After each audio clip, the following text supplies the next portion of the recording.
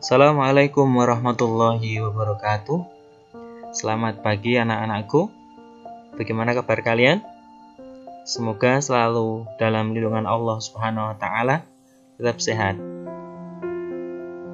Kita masuk di pembelajaran di pertemuan yang kedua. Namun sebelumnya, pastikan diri kalian sudah mempersiapkan diri untuk bisa memahami pembelajaran yang akan kita lakukan. Sebelum kita masuk,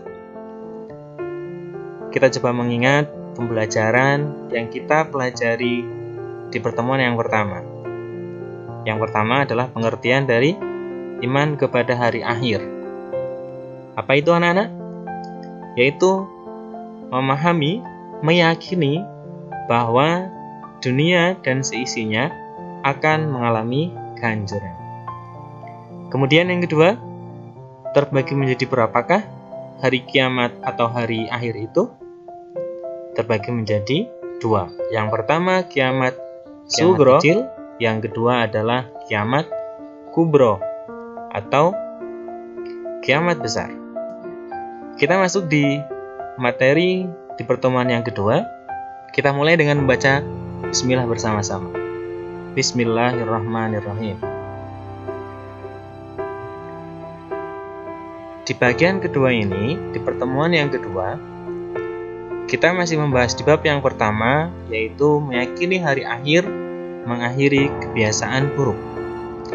Materi yang akan kita bahas yang pertama adalah gambaran kejadian kiamat kubro, yang kedua adalah proses kehidupan di alam akhirat.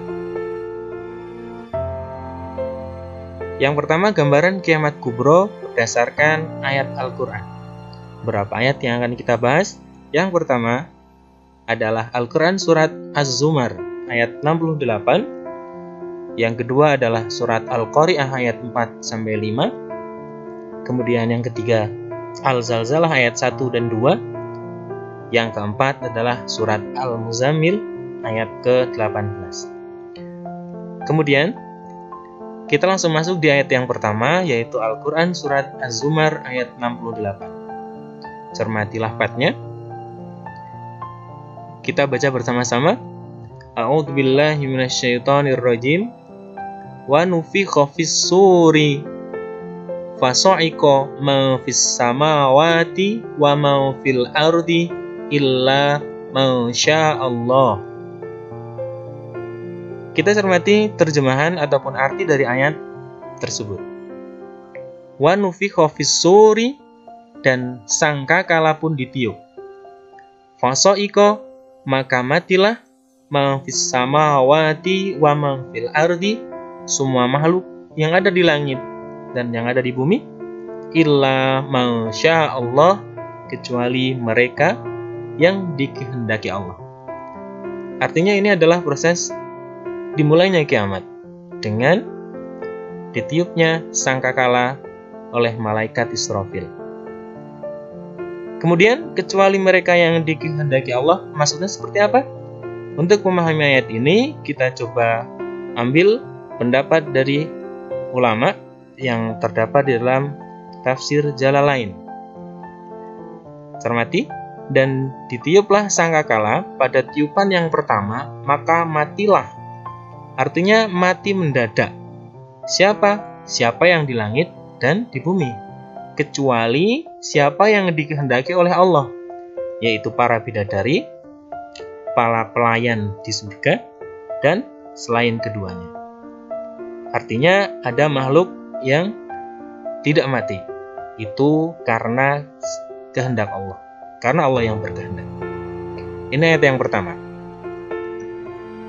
Kemudian, di ayat yang kedua, Al-Quran surat Al-Qari'ah ayat yang keempat dan 5. Ayat ini menunjukkan tentang peristiwa yang terjadi pada manusia dan alam semesta. Kita bahas ayat yang pertama, Al-Qari'ah ayat keempat. Kita baca. A'udzubillahi minasyaitonirrajim. Yauma yakunun nasu kal farashil mabthus. Pada hari itu manusia adalah seperti anai-anai yang berterbaran. Maksudnya seperti apa? Kita merujuk ke tafsir yang sama, tafsir Jalalain. Pada hari yang menggetarkan itu manusia seperti anai-anai yang dihambur-hamburkan, atau seakan-akan seperti belalang yang dihambur-hamburkan. Sebagian di antaranya terbang beriring-iringan dengan yang lain secara semrawut. Demikian itu karena mereka dalam keadaan kebingungan. Hal ini terus berlangsung hingga mereka dipanggil untuk menjalani perhitungan amal perbuatan. Nah, kita simpulkan. Jadi dari ayat ini kita pahami pada hari itu manusia seperti anai-anai. Anai-anai itu diibaratkan seperti sesuatu yang kecil, seperti belalang yang mereka terbang ke sana kemari karena kebingungan.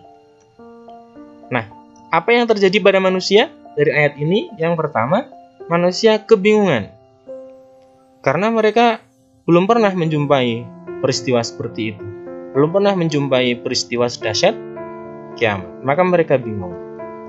Kedua, panik. Terbang diibaratkan belalang yang terbang ke sana kemari, tidak tahu arah, itu artinya mereka panik.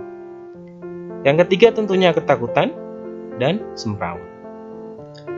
Ayat yang ketiga masih membahas tentang kiamat. Al-Qari'ah ayat yang kelima. Peristiwa yang terjadi pada alam semesta. Kita baca. A'udzubillahi minasyaitonirrajim. Wa takunul jibalu kal ihnil manfush.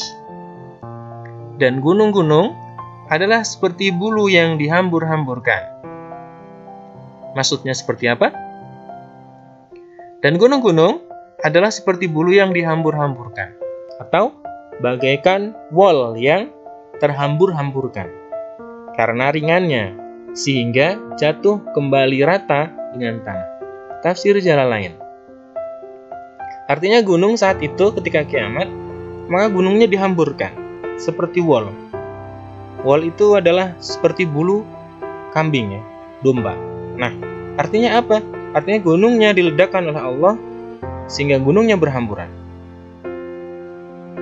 Jadi kita simpulkan, peristiwa yang terjadi menurut ayat ini yang terjadi pada alam, gunung berhamburan, kemudian gunung-gunung meletus, gunung pun menghamburkan material. Artinya apa yang ada di dalam gunung itu dimuntahkan atas kehendak Allah Subhanahu wa taala.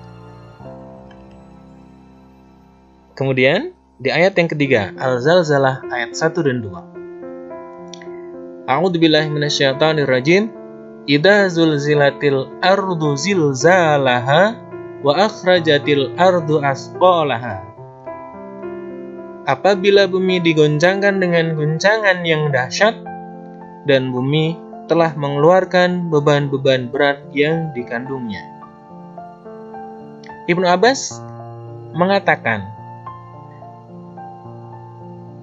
sehubungan dengan makna firman Allah dalam surat Al-Zalzalah ayat 1, menurut Ibnu Abbas, diguncangkan itu artinya bergerak dan bergetar dari bagian bawah, sehingga menimbulkan gempa yang sangat dahsyat, yaitu mengeluarkan orang-orang mati dari dalam perutnya. Menurut ulama yang lain, bukan hanya seseorang.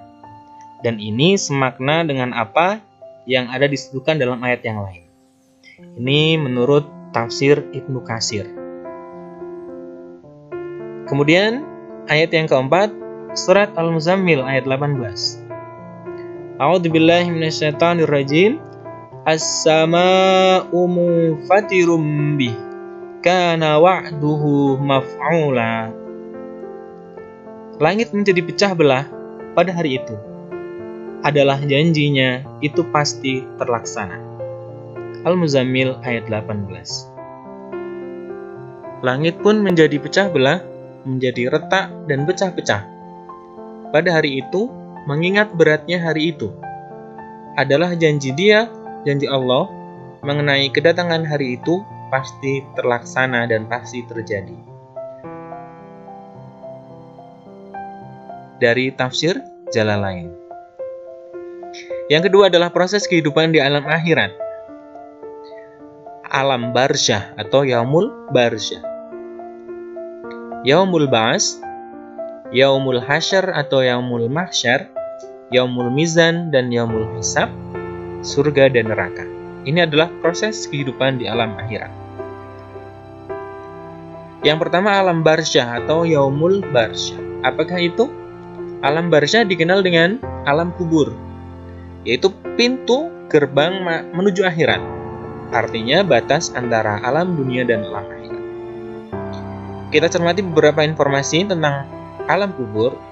Jadi di alam kubur manusia akan bertemu, ditanyai dan diperiksa oleh malaikat Munkar dan Nakir tentang segala amal perbuatannya ketika menjalani kehidupan di dunia. Yang kedua, yaumul ba'ats. Yaumul ba'ats adalah hari dibangkitkannya manusia dari alam kubur untuk diarahkan menuju ke padang mahsyar. Setelah di alam kubur, kemudian manusia dibangkitkan kembali oleh Allah Subhanahu wa Ta'ala. Kebangkitan ini terjadi setelah malaikat Israfil meniupkan sangkakala yang kedua kalinya. Seluruh manusia mulai dari zaman Nabi Adam hingga manusia terakhir bangkit semua dari kuburnya. Adapun keadaan mereka bermacam-macam sesuai dengan amal perbuatan mereka ketika hidup di dunia. Dalam hadis riwayat Tirmizi dikatakan, telah menceritakan kepada Bahz bin Hakim dari bapaknya dari kakeknya, ia berkata, Rasulullah bersabda, sungguhnya kalian akan dikumpulkan pada hari kiamat, ada yang berjalan, ada yang berkendaraan, dan akan ada yang diseret di atas wajah kalian. Artinya, setelah mereka dibangkitkan, kemudian mereka menuju ke proses yang berbeda, dengan cara yang berbeda pula. Ada yang berjalan, berkendaraan, dan akan diseret dari wajahnya. Nah, ini berhubungan dengan proses yang ketiga, yaitu yaumul mahsyar atau yaumul hasyr. Hari dikumpulkannya manusia yang telah dibangkitkan dari kubur, kemudian dikumpulkan di padang yang sangat luas bernama padang mahsyar. Nah, sehingga hari itu dinamakan yaumul mahsyar. Pada yaumul mahsyar, manusia menerima catatan amalnya. Kemudian, ketika seluruh manusia sampai di mahsyar, mereka menunggu pengadilan dari Allah. Setelah menerima catatan amal, kemudian menunggu pengadilan dari Allah. Bagaimana keadaan mahsyar saat itu? Digambarkan sebagai tanah lapang berwarna putih bersih dan tidak ada tempat untuk berteduh ataupun pohonan. Tidak ada pertolongan di sana kecuali pertolongan dari Allah Subhanahu wa Ta'ala. Di beberapa hadis dikatakan ketika di mahsyar matahari didekatkan 1 jengkal sehingga manusia tenggelam dalam keringatnya sendiri. Yang keempat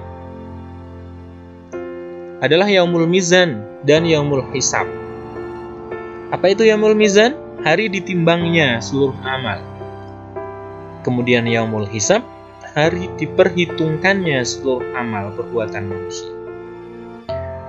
Pada hari itu manusia akan menerima balasan dari masing-masing amal perbuatannya berdasarkan keadilan Allah Subhanahu wa Ta'ala. Jadi yaumul mizan itu ditimbangnya amal, yaumul hisab dihitungnya amal. Bagi mereka yang timbangan baiknya berat, maka dapat balasan memuaskan. Sedangkan yang timbangan baiknya lebih ringan akan mendapatkan balasan neraka hawiyah, yaitu neraka yang sangat panas. Ini berdasarkan Al-Quran surat Al-Qari'ah. Kemudian Rasulullah menjelaskan bahwa perkara pertama kali yang akan dihitung adalah sholat seseorang. Maka kita harus jaga sholat kita. Ketika sholat ini dihisab dan sholat kita baik, maka amal setelahnya akan menjadi baik. Begitupun sebaliknya, ketika salatnya jelek, maka amal setelah salat itu pasti akan buruk pula. Yang kelima, surga dan neraka. Kita lihat gambaran dari surga. Surga adalah sebagai balasan amal baik 1. Sesungguhnya penghuni surga pada hari itu bersenang-senang dalam kesibukannya. Artinya sibuk untuk bersenang-senang. Kedua, mereka dan pasangan-pasangannya berada dalam tempat yang teduh, bersandar di atas dipan-dipan. Selanjutnya di surga itu mereka memperoleh buah-buahan dan memperoleh apa saja yang mereka inginkan. Apapun yang mereka inginkan mereka dapatkan. Ini berdasarkan surat Yasin ayat 55-58. Begitu sempurnanya di surga. Begitu nikmatnya di surga. Kemudian neraka. Neraka adalah balasan amal buruk. Bagaimana gambarannya? Dalam surat Al-Ghasyiyah. Tidak ada makanan bagi mereka selain dari pohon yang berduri, yang tidak menggemukkan dan tidak juga menghilangkan rapal. Masya Allah, naudzubillah min dzalik. Makanan mereka dari makanan yang berduri. Kedua, dalam surat Al-Waqiah, mereka dalam siksaan angin yang sangat panas, air yang mendidih, dan naungan asap yang sangat hitam, tidak sejuk dan tidak pula menyenangkan.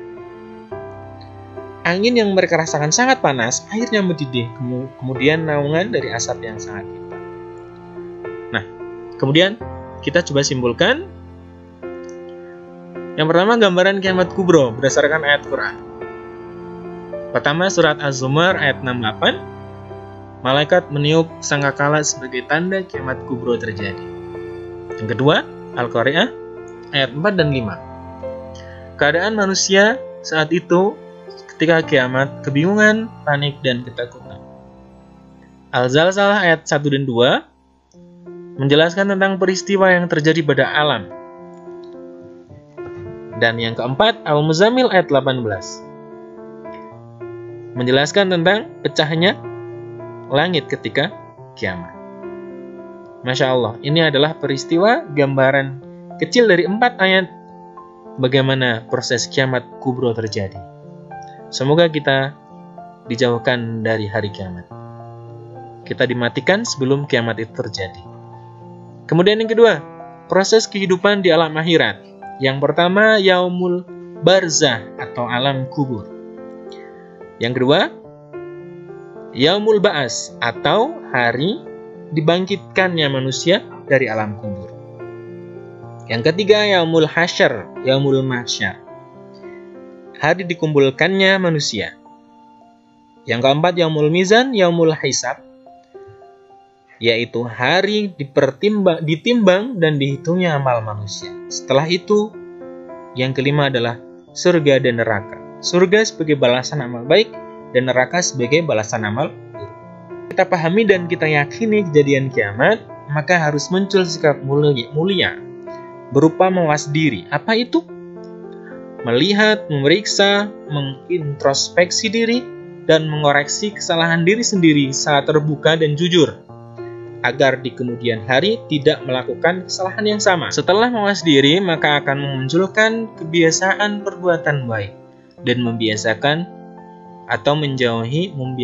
menjauhi perbuatan. Ini adalah sikap mulia yang harus ada dalam diri kita setelah kita mempelajari bab 1. Usahakan semoga setelah memahami ini Allah jadikan kita pribadi-pribadi yang mawas diri, yang mencoba selalu membiasakan perbuatan baik dan selalu menjauhi perbuatan buruk. Sekian, terima kasih. Assalamualaikum warahmatullahi wabarakatuh.